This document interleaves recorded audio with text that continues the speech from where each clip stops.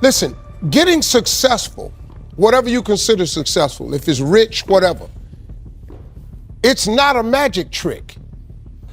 You have a say-so in that. You can decide to be rich, and with God's help, it's highly doable. But you first have to think it. The difference between successful people and non-successful people is here.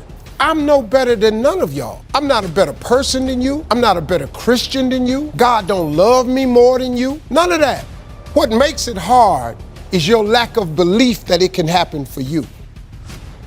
If you keep doing what you've been doing, you're gonna keep getting what you've been getting. You have to change some things, but you have to make a conscientious decision that you're going to change. And it's not dependent on anybody else. It don't matter what your mama think. It don't matter what your coworkers think. It don't matter what your siblings think. It don't matter what your children think. It don't matter. You missed the 3 years I was living in a car. You didn't see that. You missed when I lost everything I ever owned twice. You missed the 2 divorces. You missed me flunking out of school.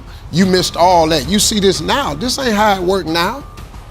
Yeah, oh, it look easy. Yeah, I make it look easy. This hard. Come out here, come turn this corner and just do what I do. It's really hard. That's just kind of the way that life works sometimes. It's Murphy's Law. When things go wrong, they always seem to happen at once, and they just compound on top of each other. And it's pretty easy sometimes to feel beaten when you're faced with all those issues and all those problems, and they all hit you at the same time. But that doesn't mean give up. In fact, it means the opposite.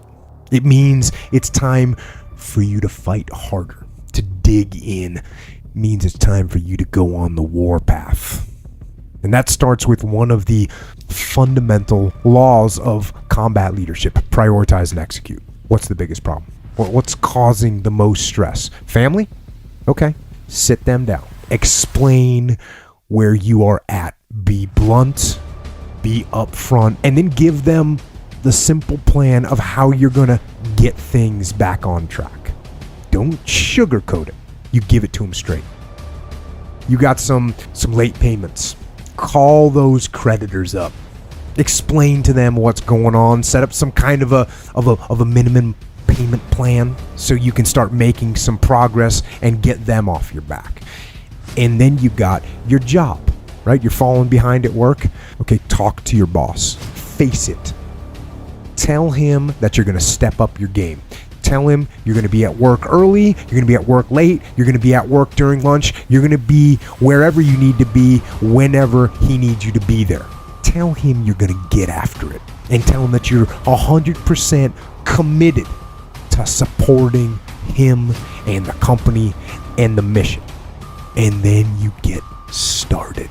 I ain't got a degree of any kind. What you see today is a boy that come out the bottom, who believed in him when it wasn't no sign of me getting over, who kept doing this thing when it get dark for you and you can't find your way. You about to get a divorce, you just failed your bar exam, your team just lost in the championship. Like, don't try to be something you like. Don't listen to stuff on and try to be something you're not. I said who I was and where I'm from. I don't gotta act like I'm hard.